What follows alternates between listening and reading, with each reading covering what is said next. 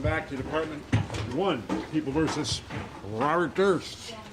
Mr. Durst is present with Mr. Chesnoff and Mr. DeGuerin, and we have Mr. Lewin, Milius, Henderson. We don't have comments. And no, we do have our court reporter.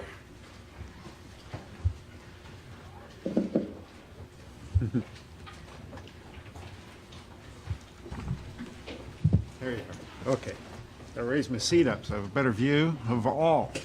All right, all jurors are present. Parties are present. Counsel's present.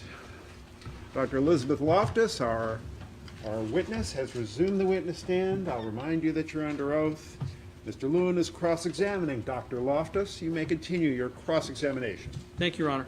Dr. Loftus, two quick questions that relate to yesterday's testimony. One of them I asked you about a few minutes ago before we came into court, or before, excuse me, the jury came in.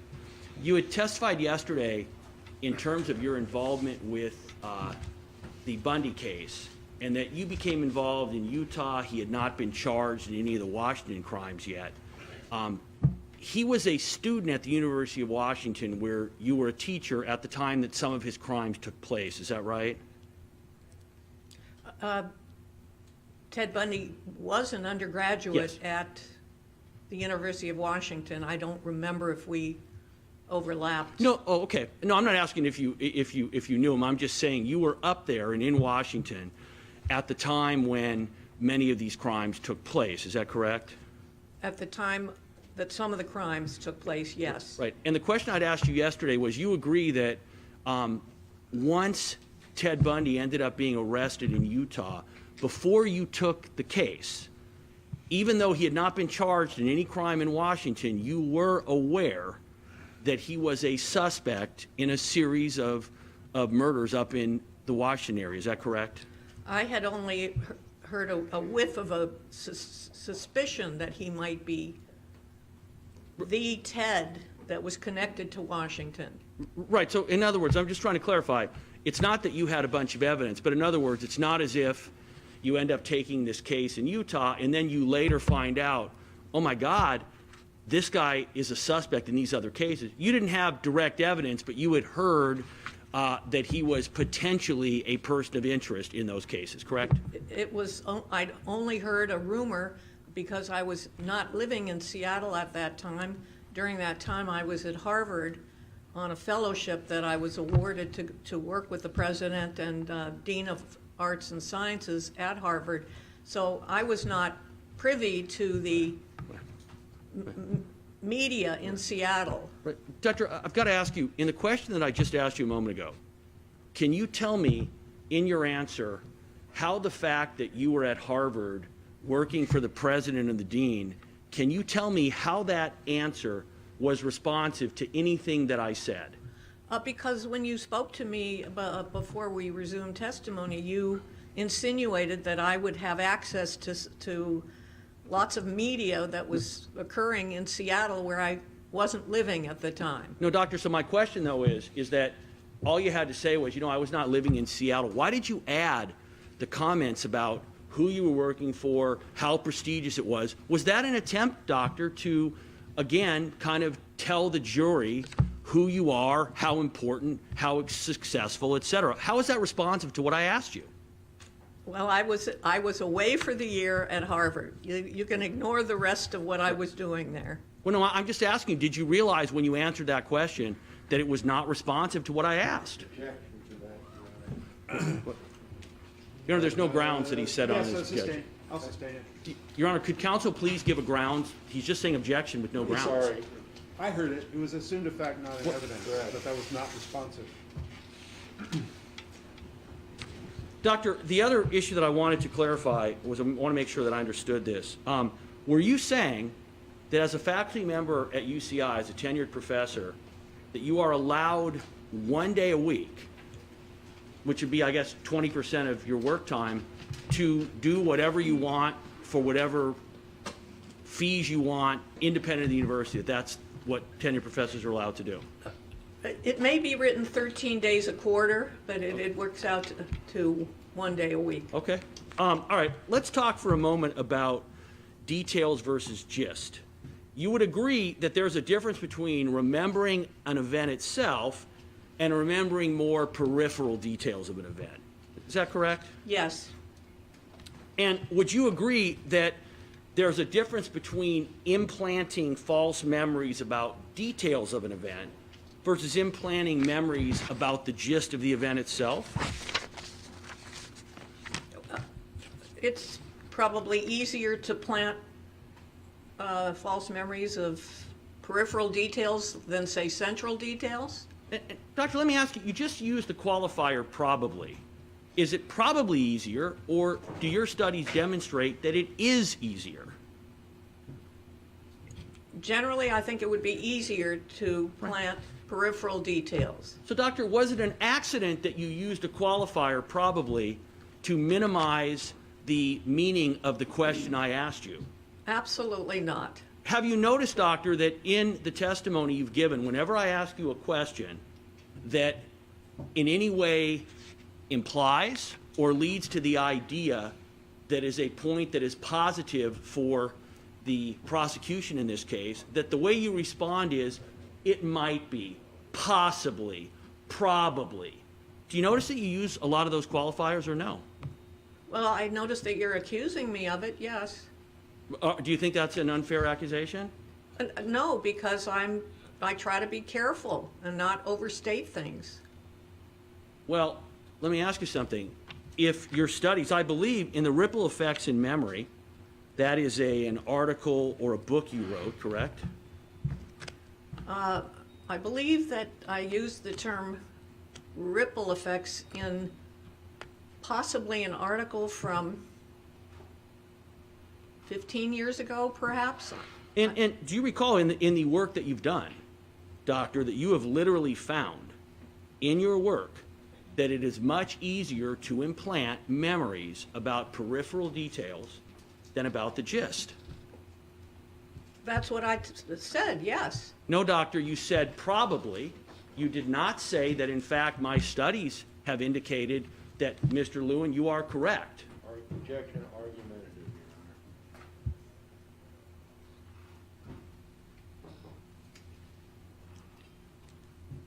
Sustained. Doctor, do the studies that you've done, when you did them, do they indicate that it is probably more difficult to implant false memories relating to the gist rather than peripheral details, or do they demonstrate, based on your studies and your knowledge, that it is more difficult?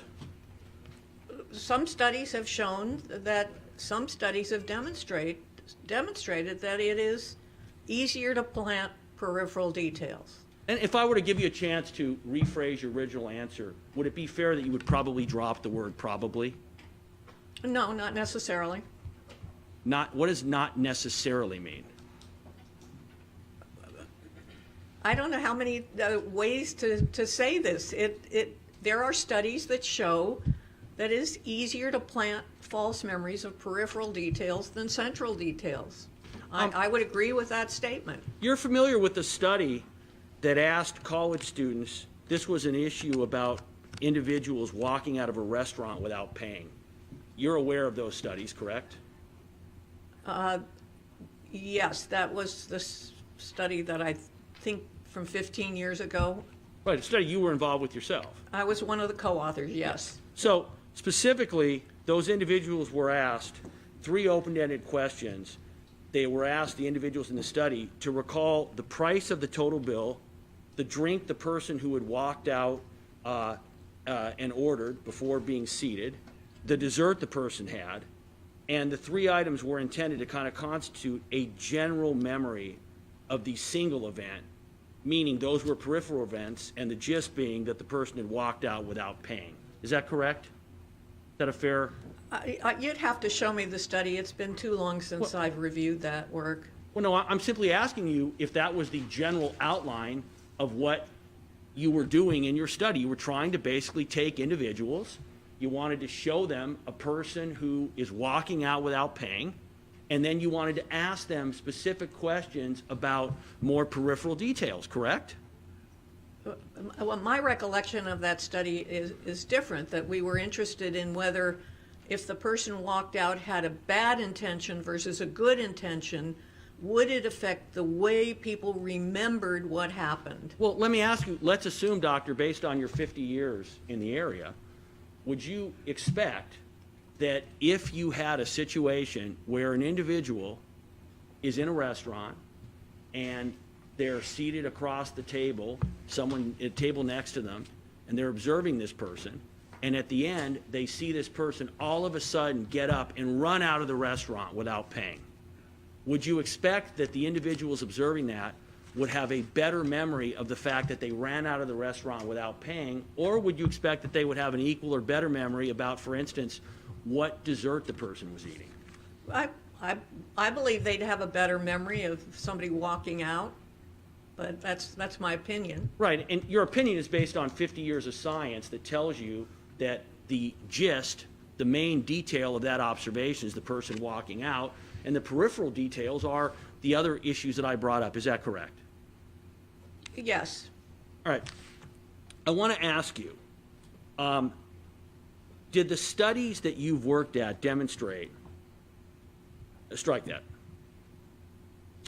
would you expect that, for instance, if an individual had a conversation, they're having a conversation with a close friend of theirs, and that close friend tells them about something terrible they had done, would you expect the listener to remember the general information that my friend told me I did X, Y, Z, versus peripheral details, for instance, such as where they were when it happened, what day of the week it was on, what they were wearing? You'd expect them to remember the gist. The main issue would be, my friend told me they did something terrible, correct? Yes. And the studies support that, is that correct? Yes. And would you agree that even after time passes from an event, although peripheral details tend to be lost, so as an example, let's go back to the example I just gave you. A close friend tells a witness, I've done this terrible thing. Are you following my hypothetical so far? Yes. The individual, the witness, is talked to an hour later, and they're asked the following questions. Hey, what did the person tell you? And where were you when they told you? And what was the person wearing today that told you? Fair to expect that because it's so close in time, you might expect the witness to remember those peripheral details about the day of the week, where they were, what the other person was wearing, because it's so close in time, right? Yes. You also wouldn't be surprised, because the gist was that terrible statement of, oh my God, my friend is admitted to doing something terrible, that they might completely forget the peripheral details because they just weren't very important. Agreed? Yes. And you would expect that if I asked that person the same thing 10 years later, they're going to remember the fact, the gist, that my friend told me they did a terrible thing, much more likely than they're going to remember the peripheral details, correct? I'd agree with that, yes. All right, let's talk about the next area. I want to ask you, in terms of the causes of the implantation of false memory, would you agree that it is harder for a false memory of a statement to be implanted if the listener did not want to believe the false statement when they were told the information? Yes. So, as an example, if somebody tells you, the same example, someone tells a close friend, I've done a horrible thing, I helped cover up a murder, you would agree that an individual hearing that from a close friend, that is very likely to be disturbing, right? It could be. It might be. Okay, so there's a couple of qualifiers. Let me just understand that. So a close friend tells you, I have helped somebody cover up a murder. And your response to that is, well, it could be upsetting to the listener hearing that. It might be upsetting the listener hearing that. How on earth could it be anything other than extremely upsetting if a close friend is now basically saying that they helped cover up a murder. If somebody believed the speaker had a tendency to exaggerate or even be dramatic, and it might not be upsetting. So what you're telling me is... It might just be a story. Right. So what you're telling me is that if the person did not believe what they were told at the time, then they might have less of a memory of the event. Is that correct? Well, then they might not find it particularly upsetting. Right, but let's go the other way. Let's say that individuals all said, you know what, when I heard this, it was extremely upsetting to me. Would you expect that that would be remembered over time? I would expect it if they truly had the feeling at the time, yes. But if they are reporting that they were upset, you would want to know a little bit more. Did they have that feeling at the time? Right, and you would believe, doctor, that just knowing human nature in your 50 years as a psychologist, that if a close friend of yours says, I've helped cover up a murder, that the only reasonable possibility as to why the listener would not be upset would be if they didn't believe what they were being told. Fair? Well, that's one reason I can think of, on the spot like this. Give me another reason you can think of on the spot. Well, I'd have to think about it a little more. Go ahead. I'll wait. If it were my friend, I'd probably ask some questions and be curious about what the person meant. What did they actually do? What if the person who was offering the statement, doctor, was very concerned with what the person who was listening to the statement would think of them? Would that, in your experience, influence that kind of conversation? Which person was worried about which other person? I wasn't Okay. following that hypothetical. The speaker, the person who was saying, I helped my friend cover up a murder, is talking to another friend explaining what they've done. I want you to assume for a moment that the friend, the person who's saying, the declarant, I covered up a murder for my other friend, I want you to assume that individual is concerned that the listener, the person they talk to, is going to judge them or be upset with them for this kind of conduct. In that scenario, can you see how that might impact the listener from asking additional questions? It might. Okay.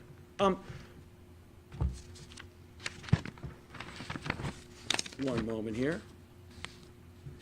I want to talk about corroboration.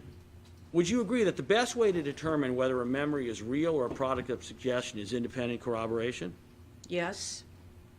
And that is, again, kind of a, what's the word I'm looking for? Like a postulate in what you do, right? I mean, it's like a general tenet of your area of study, right?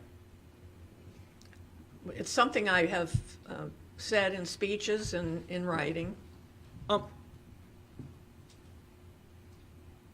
Would you agree that if multiple witnesses have the same general memory, the gist, would you agree that if there is no evidence that the witnesses know each other or have discussed the memory with each other or have been contaminated by the same source of information, that such a scenario would be strong evidence corroborating the memory? If multiple witnesses are remembering something and there hasn't been contamination, then it might be more indicative of authenticity than if it's just a single witness. Gosh, guess what word I'm going to ask you about right now? Any idea? Might. Might. Yes. Might. So you're aware that you said it. Okay. So again, doctor,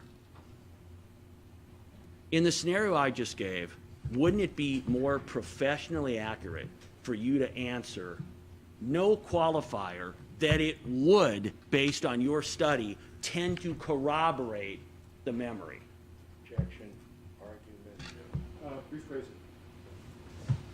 Doctor, would you agree that given your knowledge and your study in this area, that a better, more accurate answer would have eliminated the word might? I don't agree with that. Can you please explain why? Because I've seen situations where multiple people can be wrong. They can be wrong in the same way. Often it happens as a result of external suggestion, but occasionally it happens even when there's no external suggestion. So I want to give you the following scenario. You know what? I'm going to hold that thought. I'm going to come back to it. I asked you in the hypothetical that I gave you, so I'm going to repeat it for you because I don't think you're understanding it. These individuals, Move to strike, Your Honor. it's qualifier. Move to strike. No, I don't think you, commenting on the witness's understanding, that's not necessary. Ask your question again. Will do. You do not Doctor, need- I want you to assume that these 6 to 8 people all have a similar memory of the gist of a statement from the same person. Are you following me so far? Yes? These individuals, most of whom do not know each other, all of whom have said they've never discussed anything with each other, and all of them have said very confidently that either they had no outside information or they have an extremely strong memory of the actual statement, which was not influenced in any way by any outside statement, outside information. If that hypothetical is accurate, would you agree, doctor, that that would absolutely corroborate each individual's independent memory? If that had happened, and there were no suggestion, and you had multiple people versus a single person, you could, I suppose, call it corroboration. It would produce a tendency towards wanting to think the gist is accurate. Well, you said you could call it corroboration. How would that not just be called corroboration? It's in my field, it's not called corroboration. Well, corroboration is a word that you've used in your studies and in your books, correct? Yes? So why don't you explain to me how that would not be corroboration in your field, please? Corroboration is truly something independent, that like a photograph or a video that might confirm what somebody is remembering. So, doctor, I just gave you a hypothetical. You've been told, and you understand as an expert, that when you're given a hypothetical, you are supposed to assume that the facts are true and then give an opinion based on those facts. In the hypothetical I just gave you, I was very clear that there was no contamination. Yet, in the answer you gave, you basically changed my hypothetical and now said, well, unless there was contamination. So here's my question. Did you not understand in the hypothetical I gave you that there was no evidence of contamination? Did you understand that? I believe I did, but your questions are so convoluted, it's a little hard to keep track of them. With your PhDs, number 59 on the list, et cetera, you can't track my questions. Number 58. I'm glad that you are very good on correcting me with that crucial distinction. Your Honor, never mind, everybody's. Yeah, again. You give the impression of quarreling with the witness when you make statements that are not questions. Your role is to ask questions of the witness, not to comment upon each answer. You'll have an opportunity to do that at the time of your argument. Understood. Doctor, I want you to assume the following, and this is going to be very important. I want you to listen to my questions very carefully. Only answer what I'm asking you. I am not going to talk about witnesses by name. I'm going to talk about ideas. Do you understand that? Yes? Okay. I also, in response, I don't think you can do this, I don't want you to indicate any witness by name, because I know you've reviewed numerous statements, et cetera. Do you understand what I'm saying so far? Yes, Okay. So, did you review statements of witnesses in this case? I did. How many? How many witnesses' statements did you review? I haven't counted them, but many, many witnesses. If I said 41, does that sound about right? It could be, I just haven't counted them. When you reviewed their statements, did you review all statements that they had given? I don't recall. Well, I would assume, Doctor, that if you're going to review any statement of any one witness, you're going to want to make sure that you're reviewing all the statements that are available for that witness to give a competent opinion. Am I correct? I have a legal issue to discuss with you with respect to that question. Okay, you don't want to discuss it out here, do you? Chambers? I'd be happy to discuss. No, we're gonna go in, no, I mean, the way you asked. Oh, I don't care. Now, of course you don't. Now, let's go in chambers, so folks, you could stretch.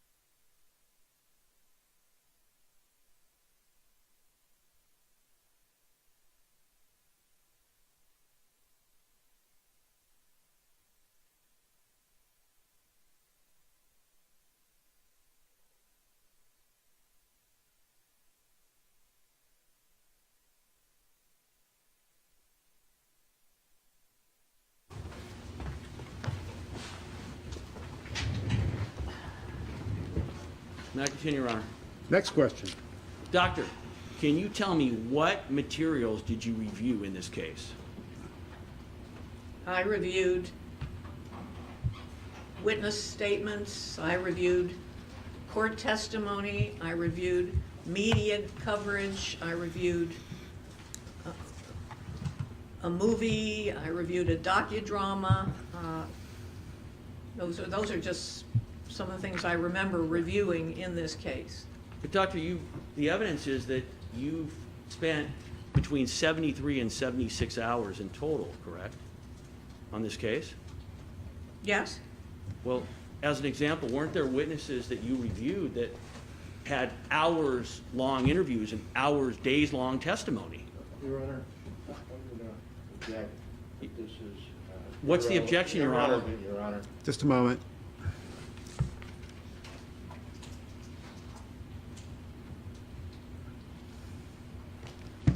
Different issue, Your Honor. It is different. Overruled. I'll allow limited inquiry on this point. Doctor, Thank you, Your Honor. I'm just trying to understand, some of the witnesses that you listed had prior interviews and days in court that were days at a time. So I'm trying to understand, if you reviewed everything that you've discussed, how did you do that between 73 and 76 hours? Sometimes I was reviewing transcripts, not actual live video, and it's quite a bit faster to review a transcript of an interview or a transcript of trial testimony than to actually sit there and watch the testimony as Doctor, the jury would. how many times have you been in a situation where there was a transcript of an interview with the defendant from a police officer, and you having said or made the point that, hey, wait a minute, if I don't actually see what the person said, what the tone of voice was, what the intonations was, that is not helpful? This is irrelevant. Sustained. Thank you. Are you telling me, Doctor, that you can get the same information out of reviewing a transcript as you can by listening to a recorded statement of a witness? No, but you can get lots of information from the transcript. Well, Doctor, in terms of doing your job, instead of getting lots of information, don't you want to get all of the information? I try to get as much information as I feel I need to offer an opinion. So you're so qualified at your job that you can give an opinion off a transcript without actually looking at the raw video or audio? Objection, Your Well- Honor. Irrelevant. Well, Immaterial, not confined, improper cross. I think it's argumentative. Thank you. I'll sustain that. So that's on the court's own motion, Your Honor? Yes. After the conference. Doctor, I want to go to another area. Unless Mr. Shellstop wants me to keep going in this one. No, okay, I'll go to the next area. You were given hypotheticals by the defense on Tuesday, do you recall? I was given hypotheticals, yes. Okay, I I want you to don't listen. remember if it was Tuesday or Wednesday, but I want you to listen to my question very carefully. Would you agree that if the facts that Mr. Chesnoff gave to you in those hypotheticals were incorrect, that would have a direct bearing that the jury and not you, that would have a direct bearing on the value of your conclusions? Objection. Form of the question. Incorrect. No, I gave it a Overruled. hypothetical. No, Overruled. Your Honor. If they're incorrect. Incorrect in what? What, I'm sorry. What are they based on? Overruled. Thank you. Overruled. do you understand my question? Do you need me to repeat it? The jury determines whether a factual basis is present or not. Thus, facts that are supplied are conditional upon the jury finding them to be so. Okay? Now I understand. Thank you. Do you want me to repeat my question, Doctor, or do you? no, I believe a response to a hypothetical is a response to a hypothetical. The science can apply to a hypothetical, even if it's a completely fabricated, made-up story. Okay, listen to my question, Doctor. I'm asking you, if the facts in Mr. Chesnoff's hypothetical are not supported by the evidence, would you agree that your conclusions would at the very least have less value? It's my opinion that the jury can make that decision, but my response is to the hypothetical and how the science might connect to that hypothetical situation. Objection, non-responsive. Motion to strike. Not answer the question.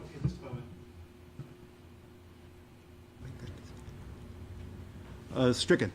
Doctor, I'm going to ask the question again. This will be the third time. Please answer the question I'm asking you. Well, Your Honor, then will the court... I will instruct the witness. If the Thank you. witness needs instruction, you may ask questions. You may ask the next question. Doctor,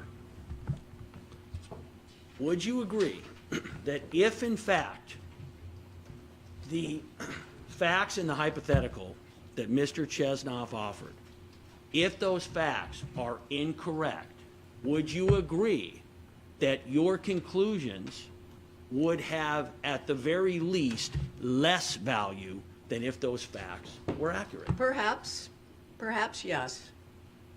Okay, please, you say perhaps, which is qualifier, so please explain, doctor, how it would not simply be a simple yes.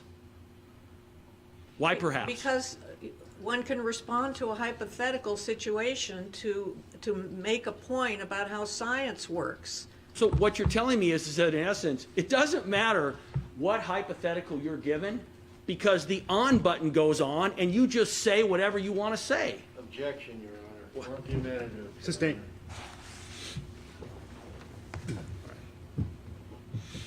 One moment.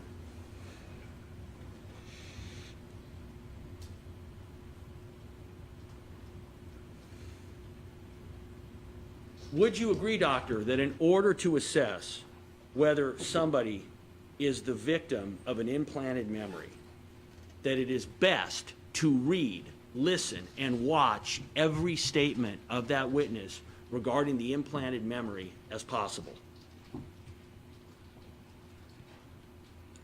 I think the more information you look at, probably the better. So would that be a yes? Probably yes. Okay. Are you aware that you used another qualifier or no? That's what scientists do. Really? Scientists Objection, always Your Honor. use qualifiers. Really? I mean, Okay, I'll sustain the really as a comment on the witness's answer. You may follow up. You may, I suppose, express incredulity in a different way, but Yeah. not directly in that Well, fashion. doctor, is it truly your testimony that scientists always have to give qualifiers for any opinion they give? Not always. Would you agree, doctor, that just about every question I've asked you that has been potentially damaging to the defense, you've managed to put in a qualifier? I don't know if that's true or not, but I am trying to be careful in my answers. Did you have the same level of qualifiers when Mr. Chesnoff was examining you? I'd have to look at the transcript. Well, doctor, if, again, it only happened 2 days ago, and I'm asking, to the best of your memory, the same memory that was able to distinguish 59 versus 58, based on your memory, do you think that you responded the same way with qualifiers to Mr. Chesnoff's questions as you've done to mine? I believe that my recollection is I did use some qualifiers in responding to him. For example, talking about how post-event information can contaminate somebody's memory. I didn't say it always does. Well, doctor, in that situation, you would agree that you have to use the qualifier because, unlike many of the questions I've asked you, a qualifier simply without being inserted would make your statement untrue. Argumentative, Your Honor. Also, it's okay, Your Honor. Rule. Thank you. Agree, Doctor? You asked me whether I used qualifiers in my response to Mr. Chesnoff's question, and it's my recollection that I did. Do you think you used the same or a similar amount of qualifiers with Mr. Chesnoff as you're doing with me? I don't recall the exact answers.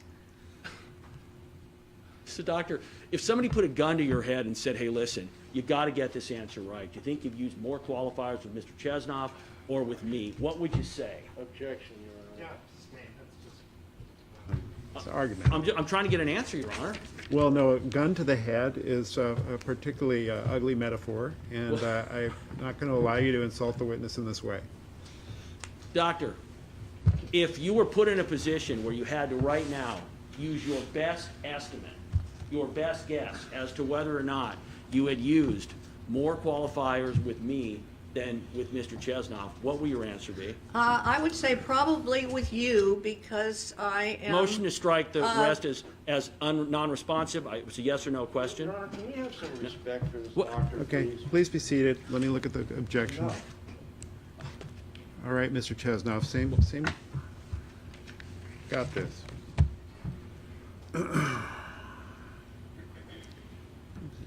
Shall I finish my answer? No, I asked a no, yes I'm or no reviewing, question. I'm reviewing the question for the, I have a transcript in front of me, so I'm reviewing the question for the, to assess the objection. Just a moment.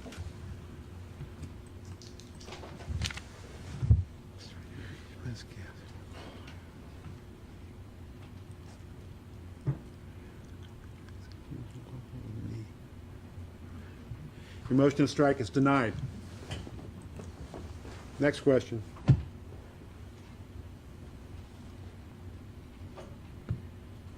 Your Honor, I need to ask the court a question. Mr. Chesnoff's request we go sidebar twice. I need to ask the court a question. Yes.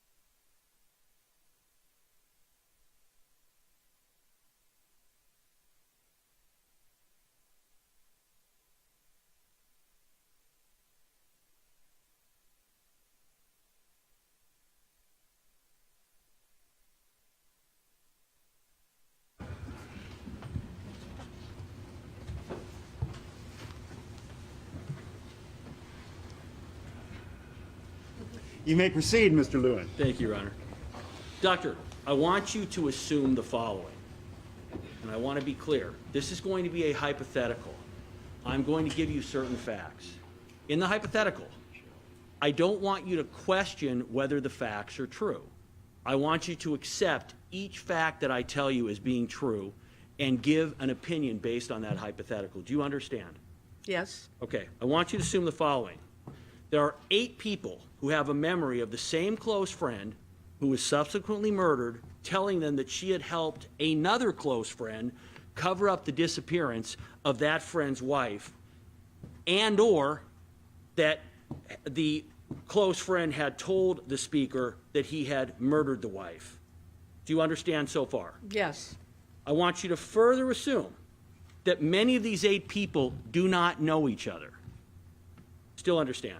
yes, I want you to further assume that each of these 8 people have testified under oath that they have never discussed the information from the murdered friend with any of the other 8.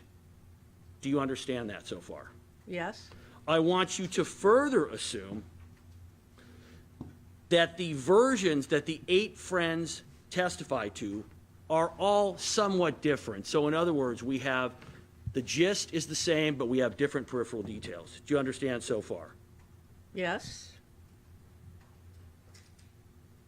I want you to further assume that one of these 8 individuals related the memory to a non-law enforcement person before any of the information that she disclosed was ever available to law enforcement or in the media, etc. Do you understand? yes, Would such a scenario, with each of those hypothetical facts being true, would such a scenario be consistent or inconsistent with the implantation of false memory to those 8 people? in that hypothetical, I would say it's, there's no evidence of any implantation.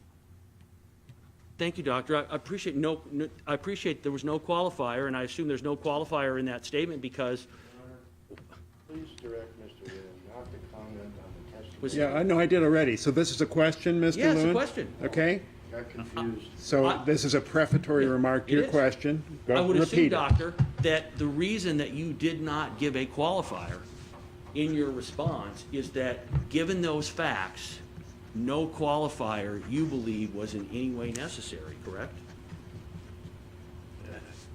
I stated my answer as succinctly to your question as I could. Right, so again, if you can listen to this question, though, you agree you did not give a qualifier, correct? You'll have to read back my answer. I don't think I used a qualifier. Okay, so I want you to assume for a moment that you did not use a qualifier, okay? You indicated you're very careful in your testimony, correct? Is that right? You're very careful with what you say. Yes, You don't, in other words, you've already testified that when I give a qualifier, I'm not doing it accidentally. I'm doing it on purpose because I want to be right, correct? right.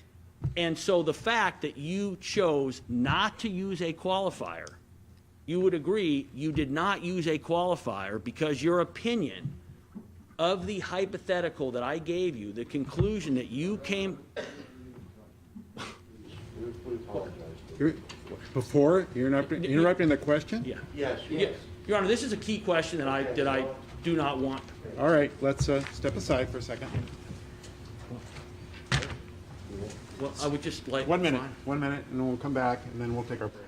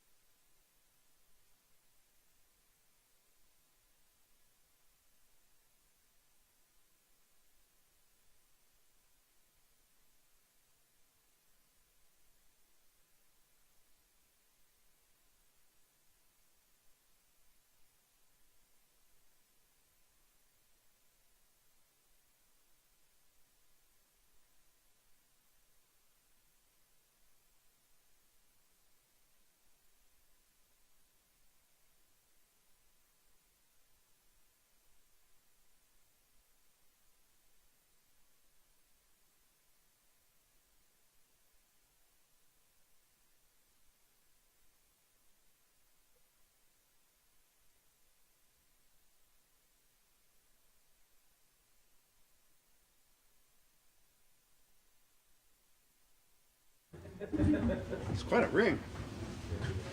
All right. We're going to take our break now. So don't converse among yourselves or with anyone else on any subject connected with this case. Do not form or express any opinion on the case. Come back at 10:45.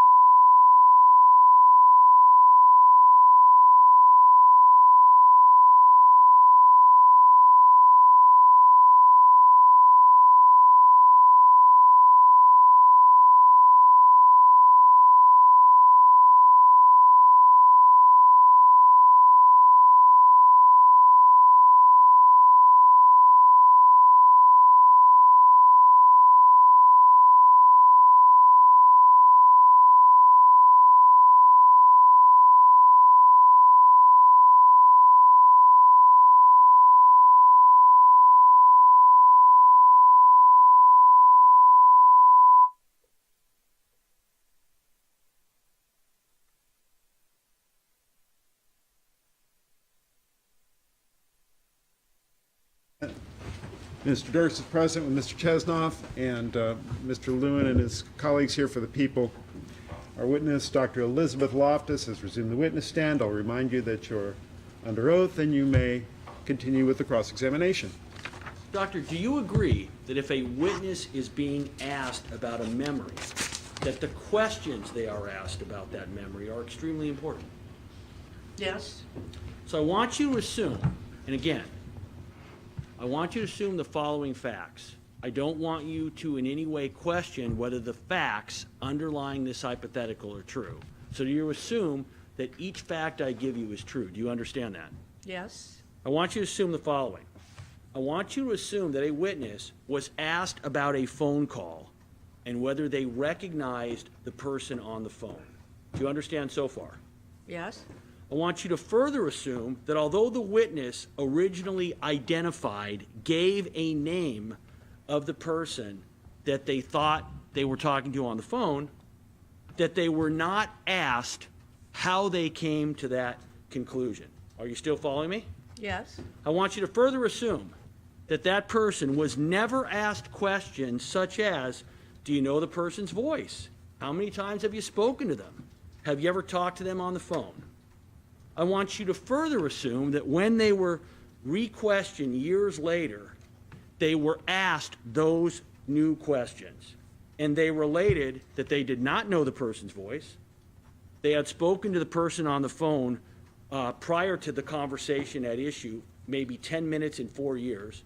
They'd never spoken to they had spoken to the person in total, not on the phone, approximately 10 minutes in 4 years. They'd never spoken to the person on the phone. They did not know or recognize the person's voice, and that the reason they believed originally they were speaking to the person they thought they were was because the person had identified themselves as that person on the phone. Are you following my hypothetical so far? Yes? In your expert opinion, would getting this additional information from the witness be an example of implanting a memory, or would that be asking reasonable questions of a witness which caused the witness themselves to reevaluate not the memory of what had happened, but simply who had made the call? I think those questions are reasonable. And would you agree, Doctor, that simply asking those questions would not be an example of the kind of questions that you have criticized as very likely causing the implantation of false memories? Would you agree in that scenario? I don't see anything in the question that suggests a false detail that would be an implantation. Would you agree, Doctor, that the jury is in a much better position than you are to review all of the witnesses' statements and testimony and to evaluate bias, lack of bias, and make a determination as to who actually made the call? It's the jury's job to evaluate the evidence and come to a determination about facts. That's their job. It's not my job. In evaluating the accuracy of a memory, would you agree that it's important for a jury to look at a witness's motive to misremember, lie, or to fabricate? Yes.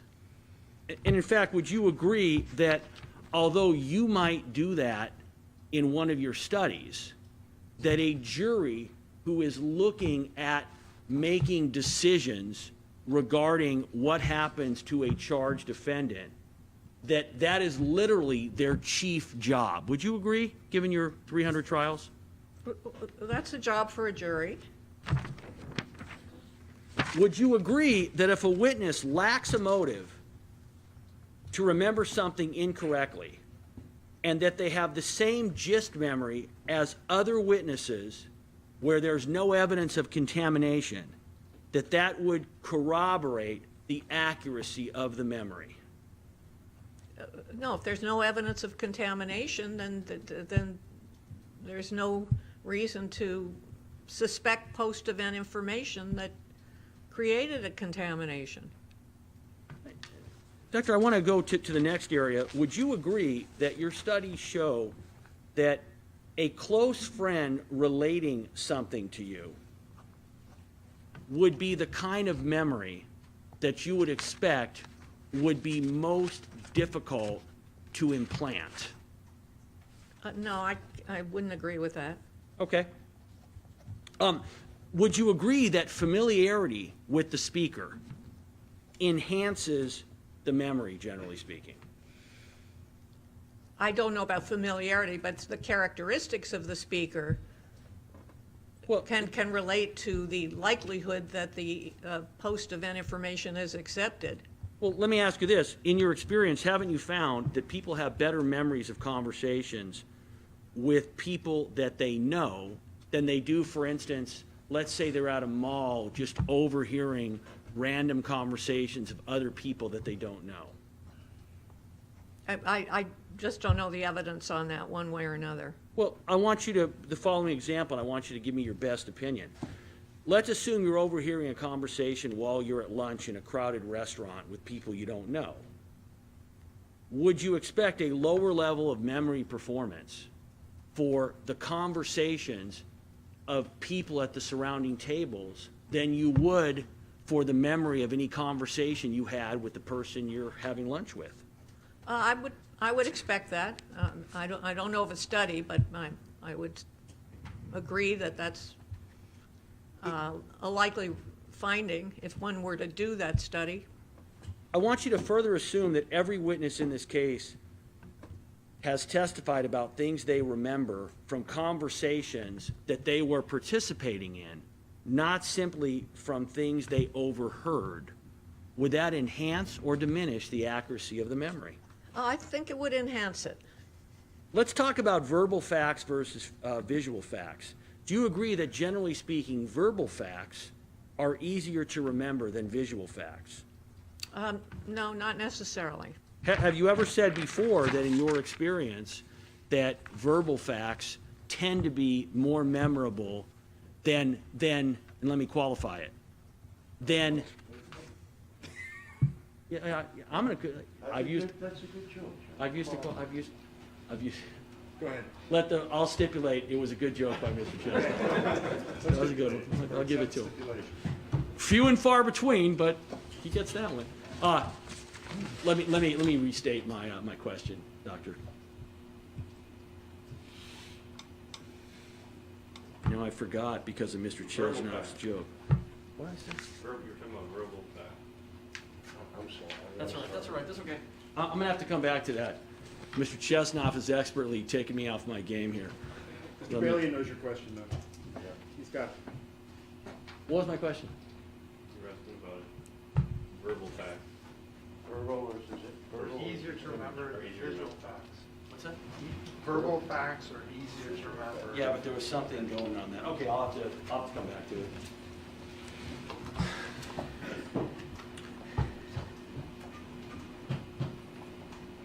Have you ever done a study, or are you familiar with work that looked at memory for conversations or sentences rather than just words? Well, there is work on memory for sentences. And you would agree that when you're talking about conversations versus fragments, that your belief would be that people are going to have a better memory of the gist of conversations versus simply unrelated fragments. Probably, yes. Do you think that witnesses can forget things and then accurately remember them in the future? Yes, people can be reminded of things that they haven't thought about, And oftentimes, Doctor, in your experience, when people remember things that they did not remember previously or that they haven't thought about, that is in and of itself not evidence that it's a falsely implanted memory, correct? correct. And in fact, you've testified to exactly that in several cases, right? Well, I agree with the statement, and perhaps I've actually said it in court. Rhode Island versus Quattrotrucci, Quattrotrucci, CCHI at page 1864, lines 12 through 16, and at page 1867, lines 8 through 11. Do you remember testifying in that case back in, I think in the 80s? I certainly remember Mr. Quattrochi. Okay. And the statement that I'm attributing to you, that position, you agree with? I already agreed with it, Okay. yes. You would agree that people all the time, right, are able to accurately recall memories of things that happened years ago. Yes?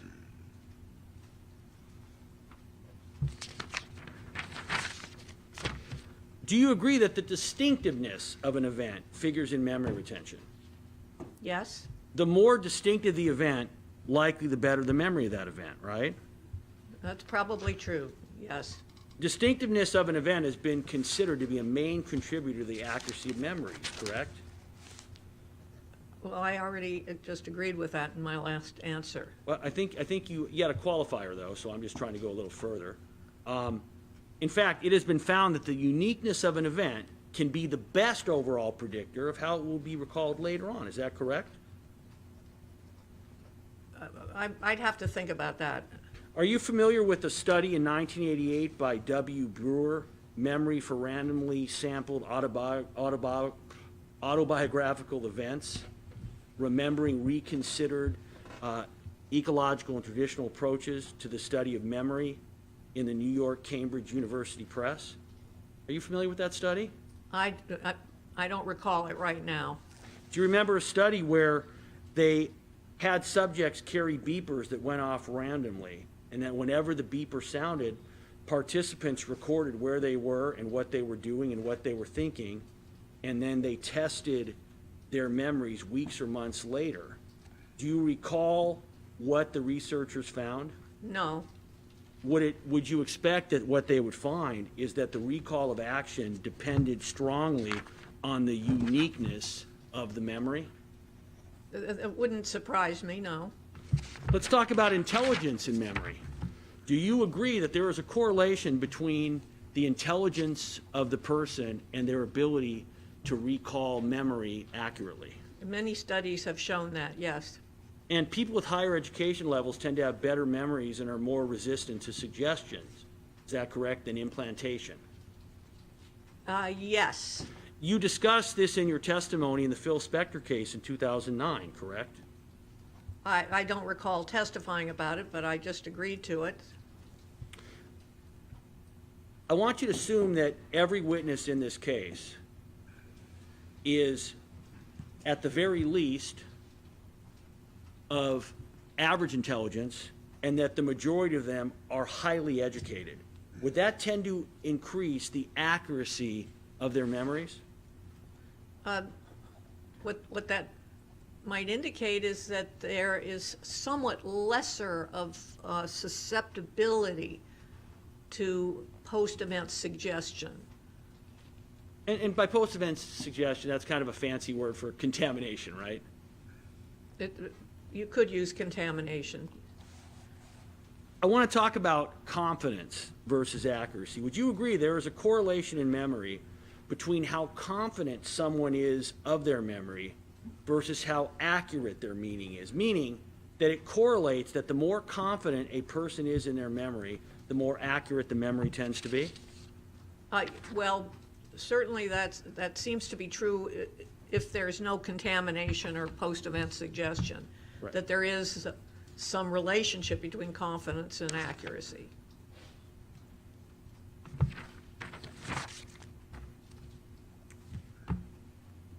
One moment. You'd acknowledge there's a body of research that supports this correlation, correct?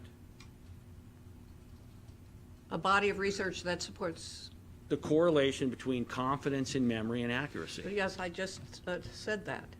No, you said that was your position. I'm now asking if there's a body of research that supports it. Yes, Did you consider, in evaluating in your work on this case, did you consider whether or not, what level of confidence the witnesses that you were reviewing had in their memories?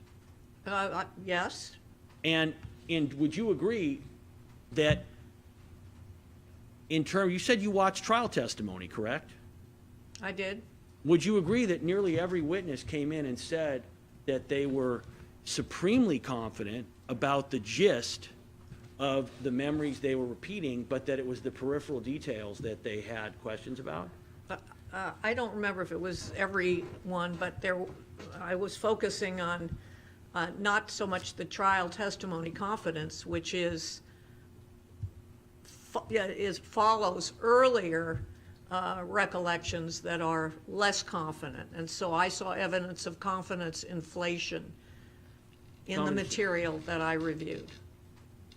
Well, Doctor, are you aware, for the most part, in most of the witnesses that you reviewed, very few of them were asked, as an example, on a scale of 0 to 100, how confident are you of your memories? Would you agree? Yeah. The legal. Sidebar. Thank you. Okay.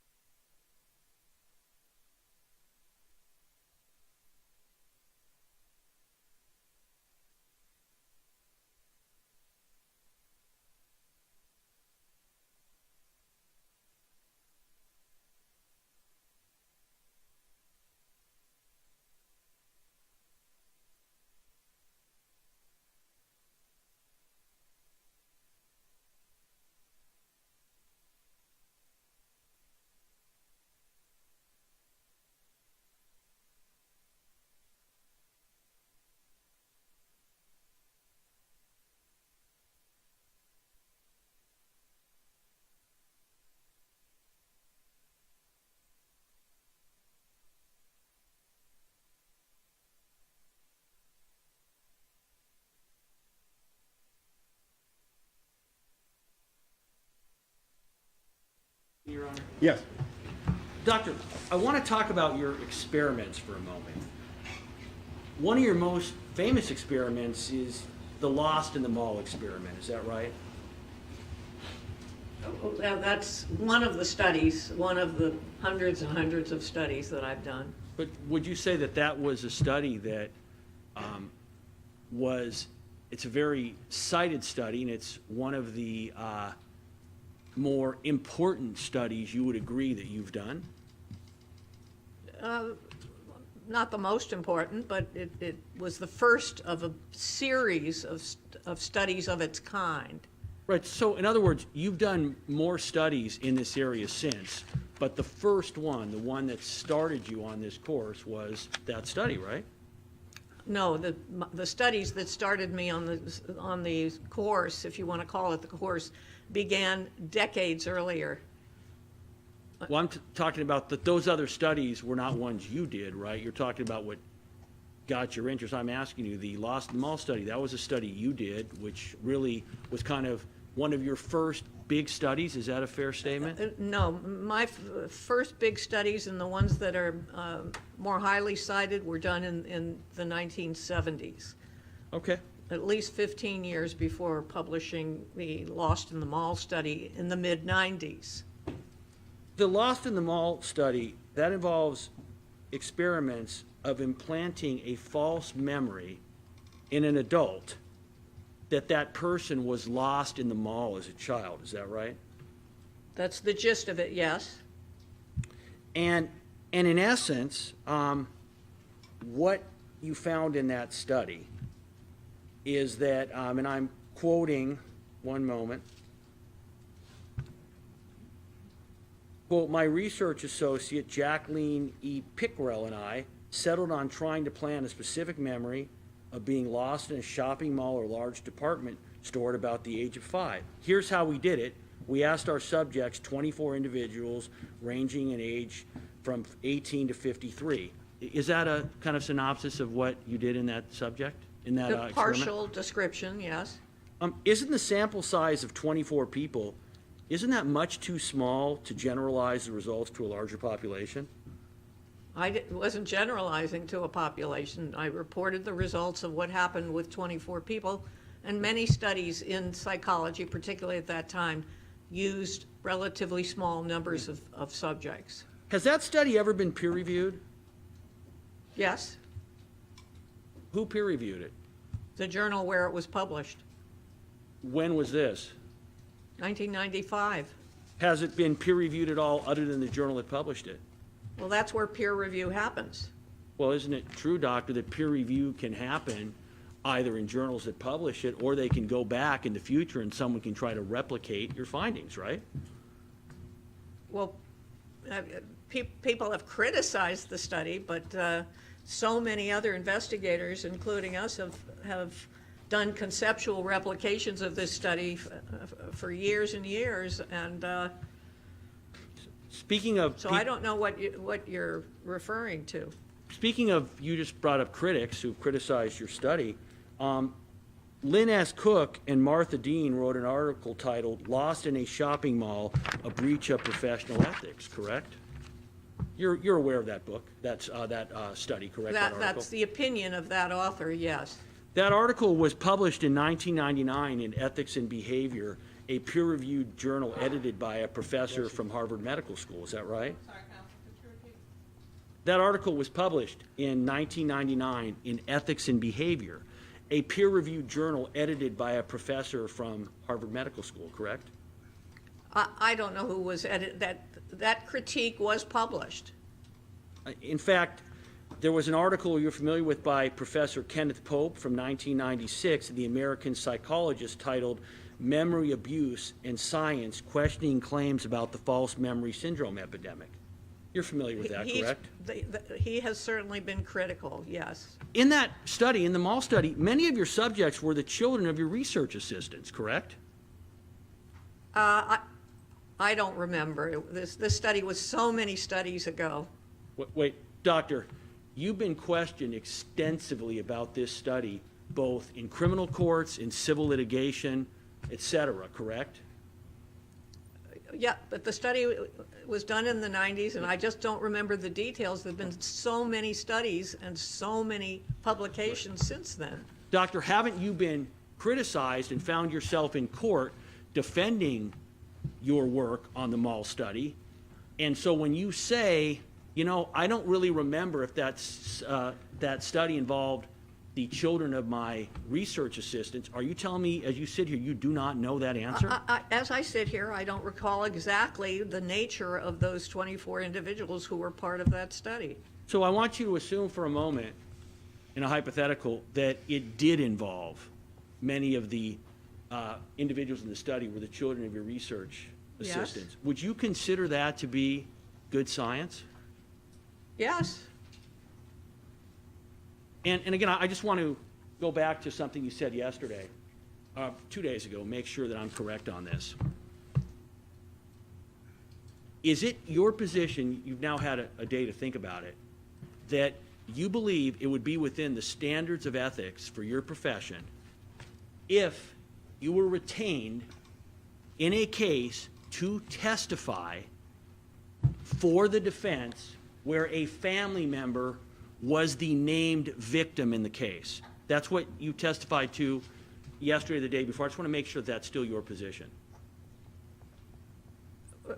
It would depend on the circumstances. I don't think that 100% of the time, just because somebody is a family member, it would prohibit it. I don't know of any regulation about that. So, Doctor, you're saying within the ethics of the area that you practice in, that it would be appropriate, I want to give you the following scenario. You are retained by a defendant who is accused of sexually assaulting, raping a number of women. One of those women is your daughter, a family member. My question would be, are you saying that you don't know whether there would be any bar from you testifying in that case for the defense when your daughter's a named victim?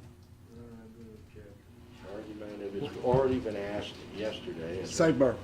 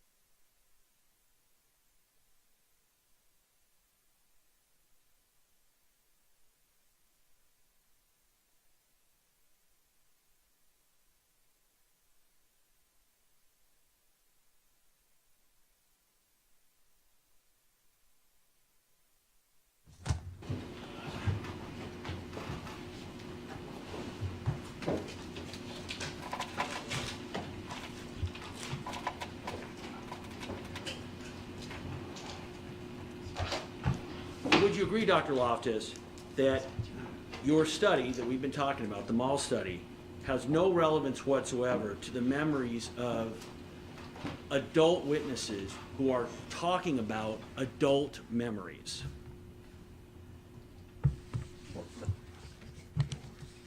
Would you agree?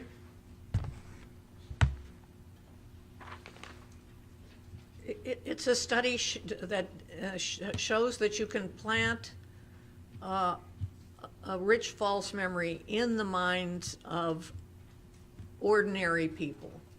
Right, a rich false... That's what it demonstrated. A rich false memory implanting a childhood memory, correct? Correct. When they were children. And doctor, didn't you have the families cooperating with you in assisting with the implantation of that memory?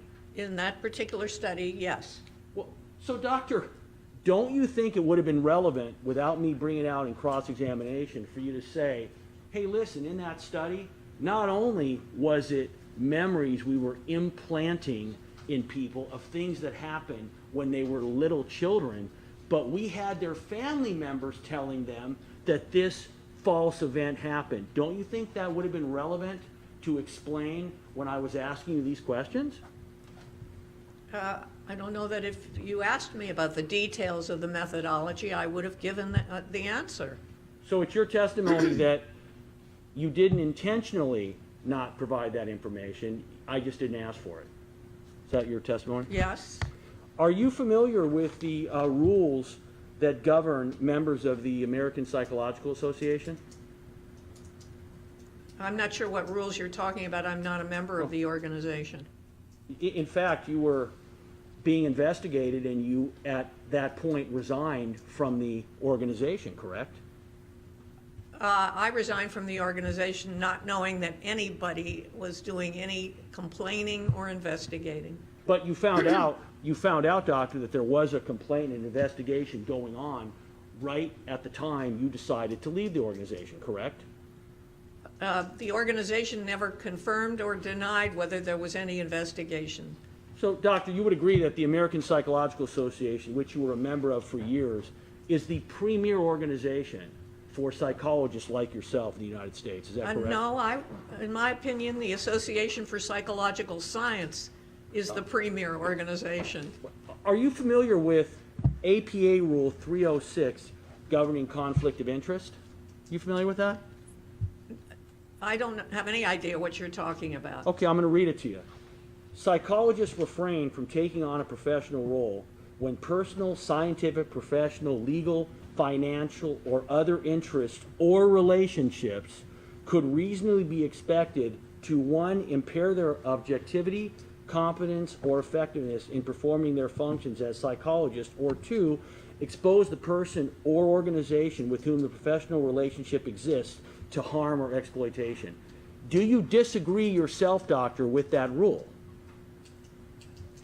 Well, I'm not sure who that rule applies to or what kinds of situations or settings. That's not what I asked you. Do you agree in general with what is laid out in that rule regarding how conflicts of interest should work for psychologists? I'd have to think about it. I don't. It sounds like you don't want to do harm to people, and that's a good idea. Would you agree, doctor, that if you took on a case where a family member was a victim of a sex crime, if you took on a case like that, you would have a personal interest in the case? I would think so.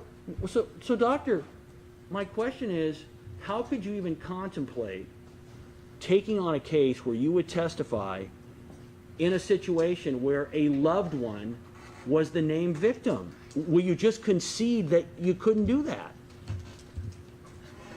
If I had a daughter who accused my son of bad behavior and I knew the daughter was a liar or an exaggerator, I might feel very comfortable testifying in that case about what I knew and what I thought. Yes, but you'd be testifying, doctor, correct, not as an expert witness, but as somebody with precipient information about the case. it would be inappropriate, you would agree, for you to testify as an expert witness in that kind of case. Agreed? Objection, Your Honor, the relevancy to this case. You can answer. Well, I would feel comfortable testifying in that case in that particular fact pattern. I don't know that anybody would call me as an expert witness. I can't imagine it, but I'd feel very comfortable testifying in that case. I'm going to ask one more question in this area. Would you agree, doctor, that if you testified, given the rule I just read to you, that that would appear to be an obvious and tremendous conflict? I'd have to think about that a little more, because I don't know who that rule and what kind of behavior that rule is applying to. All right, the last question I'm going to ask you today is I'm going to come back to that when I get there. So I want you to be thinking about that, because I will ask you about it again. Let me move on for right now. Your Honor, move to strike the speech. No, And, Okay, yeah, There was no speech, Your Honor. that's fine. Doesn't matter. All right. Would you agree that implanting childhood memories in individuals about getting lost in a mall as a child is different than an adult's memory of a close friend discussing their involvement in covering up a murder? It's different. Is it different in a way that you would agree that you would be hard-pressed to properly utilize your findings in your mall study to give opinions based on what you found in that mall study as to a situation where it was an adult talking about a situation where a close friend had confessed as an adult that they were complicit in covering up a murder? I would feel perfectly appropriate talking about the mall study as the first study to demonstrate that you could plant rich false memories into somebody's mind when there have now been so many other studies done in so many universities around the world that show that you can plant rich false memories in adults, not only about childhood, but also about teenage years and about more recent non-existent experiences. So I might mention that study only because it was the first to use this particular method. But many other people have used that method, done it much better than we did. Any study you're aware of where they've checked or analyzed the implantation of statements that a close friend had covered up a murder? I don't know of a study specifically about that, no. When I say the word discordant with respect to the work that you do, what does that mean? I don't know what you mean. You're aware the 2021 New Yorker magazine article by Rachel Aviv. You've read that article, correct? It came out this year. Yes? And would you agree that the article discusses that your study has, quote, assumed an iconic status because one of the most famous experiments of the century, that is referring to that experiment, has lent itself to conflicting interpretation over time. Its reputation is discordant with its size. There were only 24 subjects. Then it describes the subjects, what you did, and then it says Loftus and others have described the study as a kind of parable for skepticism.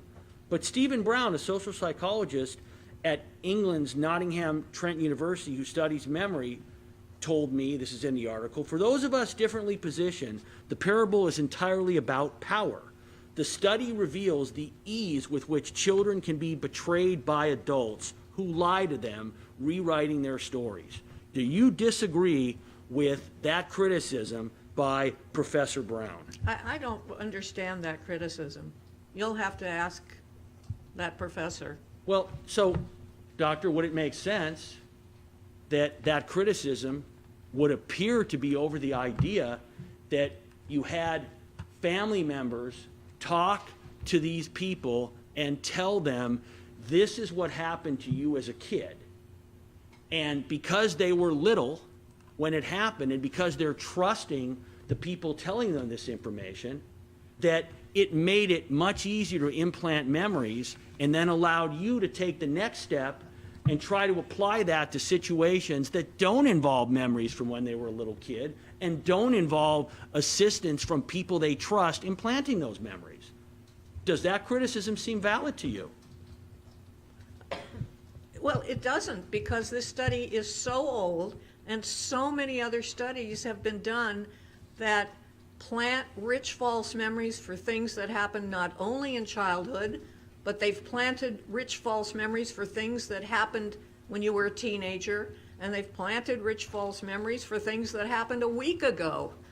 So I think to go back and take a study from 25 years ago, when so much scientific work has been done since then, is frankly a waste of time. Doctor, have you stated before that the results in your case, the results in your study do not apply to anybody beyond the 24 subjects?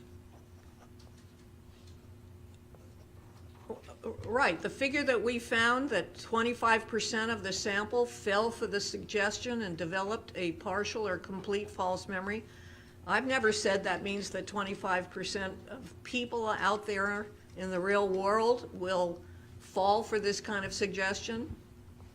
Did you say the following, Doctor, during testimony in EM versus Los Angeles Unified School District from 2017, page 242 to 243? Question: so is it your testimony that the Lost in the Shopping Mall study was not studying any population except for the 24 individuals in the study? Answer: I believe we had a sentence in there that you brought up last week where we wrote that we were not even making a claim about what the percent is in the population. Is that what you said?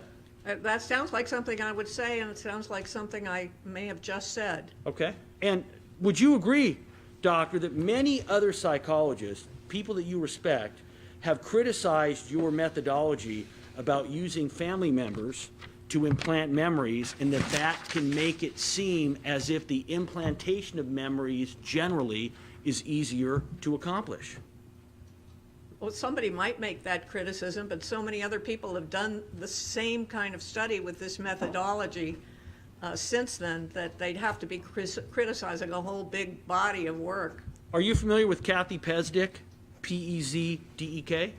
I know who she is, yes. And this is a name that you're well aware of because she's been a very vocal critic of many of the studies you've done, correct? If Your Honor. What's your objection? To relevancy of this, Overruled. is accumulative. Overruled. 352. Yeah, overruled. We'll see what the question is. Fine. Do you recall her criticism being that it's easier to implant a memory when it's someone trusted telling it to you, although using a family member rather than an unrelated experimenter to attempt to implant the false memories will generally be expected to create a more convincing context for planting the memories? Do you agree with that statement? I think I agree with that. You yourself have said previously in testimony that using the trusted family member was critical as to how you were able to implant the false memory, correct? I believe that that was an ingredient in why in that type of study we were able to plant these false memories. Wait, an ingredient or the ingredient? It was an ingredient. So you don't believe that that was the overwhelming reason why you were able to implant these memories in these adults? You don't believe that using their family members to say to them, hey, this is what happened to you when you were 4 years old, you got lost in the mall. You don't think that was a key feature in you being able to come up with the results you came up with? I would say it was, yes, it was a key feature.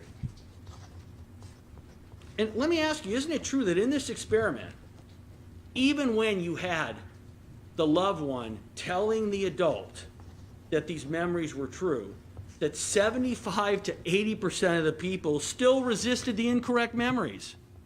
Well, if 25% fell for it, that meant 75% did not. Thanks. Is that a yes then? Am I? Yes, but not, I would not go to 80. Okay.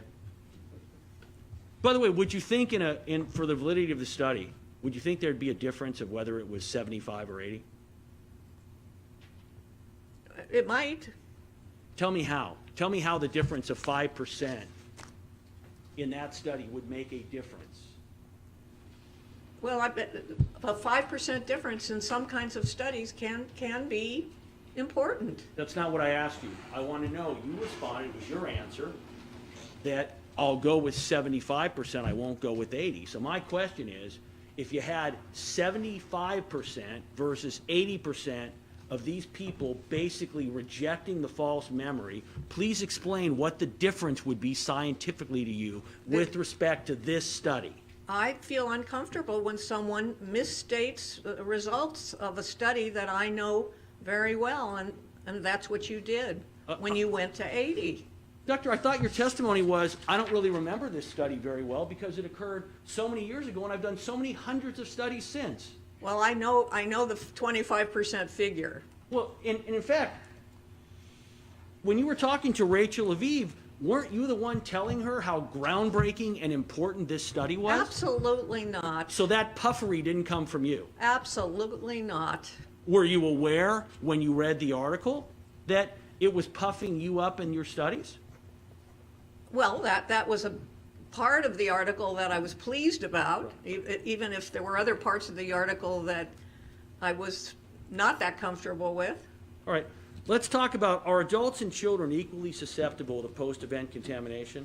Young children are more susceptible. And you also, I think you now have agreed that even with adults, if you try to implant memories from when they were children, you would expect that would be easier to do than a memory being implanted from when they were an adult, correct?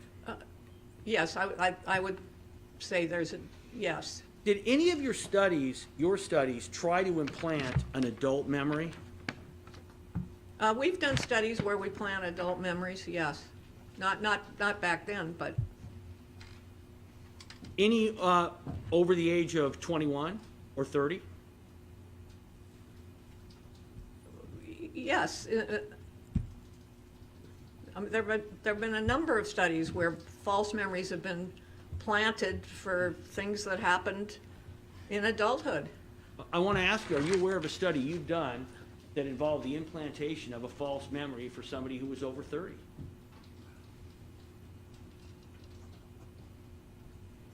Well, many of these subjects were over 30. The memory, the implantation of the memory, that the memory itself was from a time when the subject was over 30. In other words, that the memory you're implanting, not the age of the person you're implanting it to. Well, I think even the example I gave earlier in testimony, where with the doctored photograph, we were able to plant a false memory in adults that they had witnessed or read or seen a photograph of President Obama shaking the hand of the president of Iran.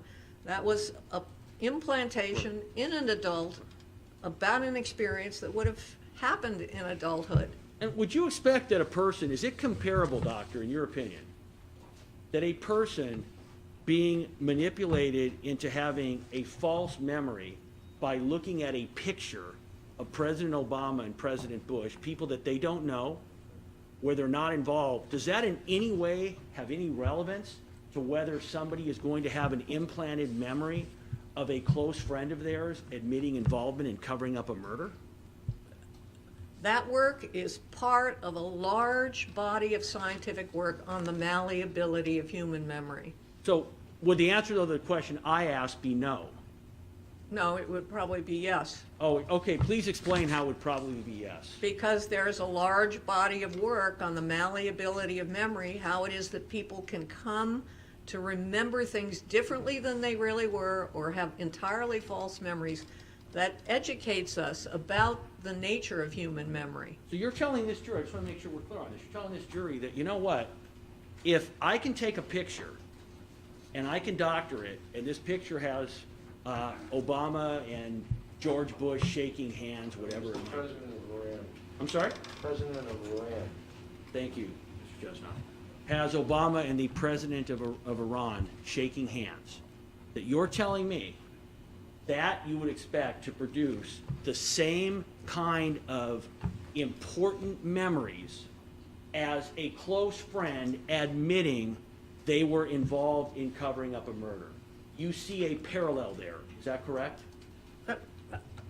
These are different kinds of memories, but different kinds of memories can be susceptible to contamination. Right. And that's what the whole body of scientific work demonstrates. Right, and the different kinds of memories, doctor, you would agree that memories involving a photo of individuals that the subject doesn't know are much easier to manipulate and to fabricate than a memory involving a close friend confessing their involvement in covering up a murder, correct?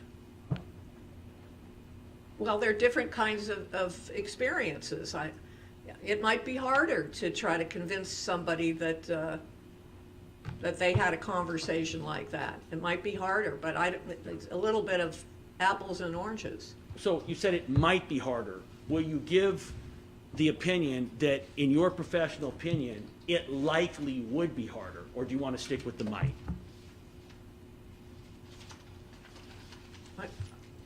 It seems like it might be harder.